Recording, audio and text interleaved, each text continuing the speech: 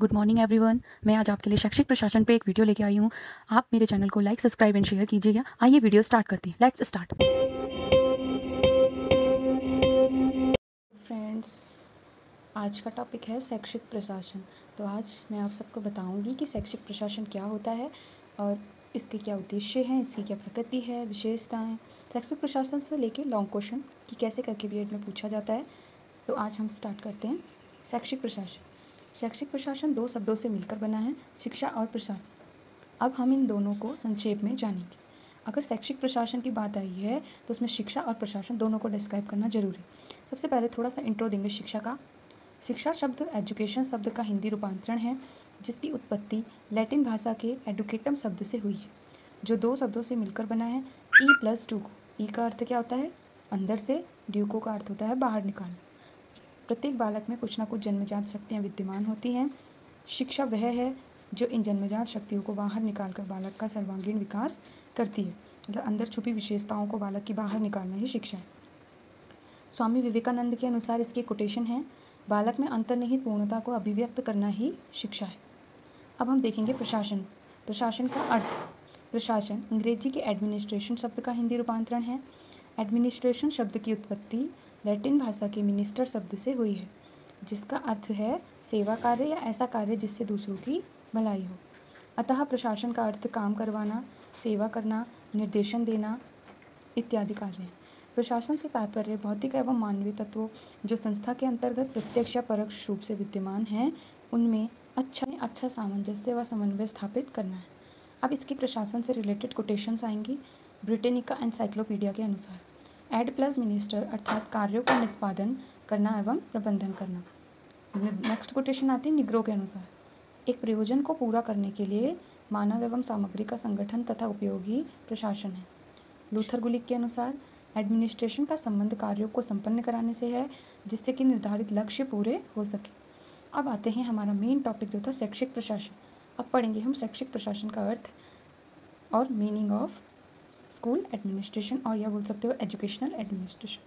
शिक्षा या शैक्षिक प्रशासन का संबंध शिक्षा से ही रहता है। यह एक प्रकार की मानवीय प्रक्रिया है जो अनेक तत्वों से प्रभावित एवं नियंत्रित होती है। इसका संबंध मुख्यतः 3 बातों से रहता है। फर्स्ट, शिक्षा संबंधी नीतियाँ निर्धारित करने में, शिक्षा का संचालन, प्रसार व प्रगति करने हेतु योजनाएं बनाना। सेकंड आता है इन योजनाओं का कुशलतापूर्वक क्रियान्वयन करना। थर्ड आता है क्रियान्वित योजनाओं का उचित मूल्यांकन करना। शिक्षा की उचित व्यवस्था करना तथा उनका सही प्रकार से संचालन करना ही शैक्षिक प्रशासन है। शैक्षिक प्रशासन वह प्रक्रिया है जिसके द्वारा निर्धारित शैक्षिक लक्ष्यों की प्राप्ति आसानी से की जा सकती है। यह शिक्षण अधिगम प्रक्रिया को अर्थपूर्ण, उपयोगी एवं प्रभावपूर्ण बनाता है। क्या करता है? विभिन्न शैक्षिक क्रियाकलापों में समन्वय स्थापित करता है। यह शिक्षा की क्रियान्वयन व्यवस्था एवं समय सारणी का निर्माण करने में भी महत्वपूर्ण भूमिका निभाता है। शैक्षिक प्रशासन 2 रूपों में या 2 तरह से होता है, बाह्य प्रशासन, अंतः प्रशासन। बाह्य प्रशासन केंद्र सरकार, राज्य सरकार या जिला शिक्षा विभाग इत्यादियों के द्वारा होता है। वहीं अंतः प्रशासन किसी संस्था, संगठन के द्वारा होता है, जिसमें प्रधानाचार्य, शिक्षक, क्लर्क, स्टाफ, 4th क्लास सभी शामिल होते हैं। अब शैक्षिक प्रशासन की कोटेशंस हैं हेनरी फेयोल के अनुसार। अन्य प्रशासन की भांति शैक्षिक प्रशासन 5 तत्वों नियोजन यानी प्लानिंग, संगठन ऑर्गेनाइजेशन, आदेश कमांड, समन्वय कोऑर्डिनेशन, नियंत्रण कंट्रोल की प्रक्रिया है। हेनरी फेयोल का हम बोल सकते हैं PO-CCC फॉर्मूला। नेक्स्ट आती है विश्वरफनर के अनुसार। शैक्षिक प्रशासन वह प्रक्रिया है जिसके द्वारा शिक्षा के लक्ष्यों को आसानी से प्राप्त किया जा सकता है। SM मुखर्जी के अनुसार शैक्षिक प्रशासन वस्तुओं के साथ साथ मानवीय संबंधों तथा सभी प्रकार के लोगों के साथ एक साथ मिलकर काम करने के प्रबंध से संबंधित है। यह वास्तव में शैक्षिक प्रशासन को जीवित वस्तुओं की अपेक्षा मनुष्य से कई अधिक संबंधित है। अब आप प्रत्येक कोटेशंस के बाद एक थोड़ा सा कंक्लूजन लिखा करें, जैसा कि इसमें है।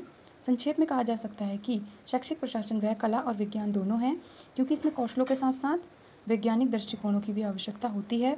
यह शिक्षा संबंधी नीतियाँ, उद्देश्य बनाता है तथा उनका क्रियान्वयन भी करता है। यह विभिन्न प्रकार के तत्वों के जरिए शिक्षा की व्यवस्था करके प्रक्रिया को सुचारू रूप से चलाता है। अब आती है शैक्षिक प्रशासन की प्रकृति व विशेषताएं।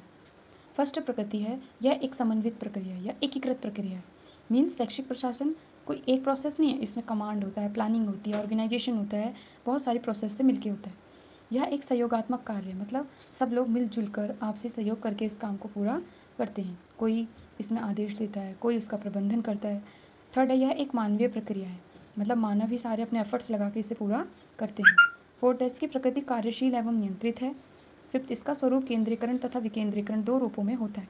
केंद्रीकरण यानी सेंट्रलाइजेशन, विकेंद्रीकरण डिसेंट्रलाइजेशन। यह सदैव गतिशील होता है, यह व्यवहारिकता पर आधारित है। इसकी प्रक्रिया क्या होती है? उपयोगिता पर आधारित है। इसकी प्रकृति का लक्ष्य कार्यशैली में सुधार लाना होता है। शैक्षिक कार्यकर्ताओं का व्यावसायिक विकास है। नीति व सहयोग निर्धारित करने में सभी व्यक्तियों का सहयोग है।